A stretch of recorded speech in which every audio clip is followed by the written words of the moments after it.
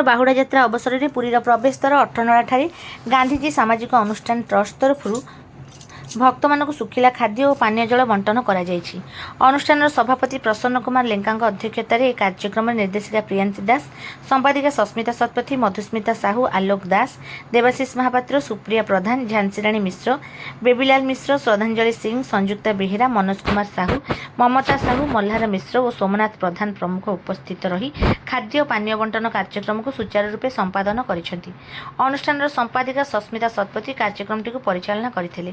ସୁନାବେଶ ଦିନ ଭକ୍ତମାନଙ୍କୁ ଅନୁଷ୍ଠାନ ତରଫରୁ ସେବା ପ୍ରଦାନ କରାଯିବ ବୋଲି ସଭାପତି ସମସ୍ତ ସଭ୍ୟଙ୍କୁ ଅନୁରୋଧ କରିଛନ୍ତି।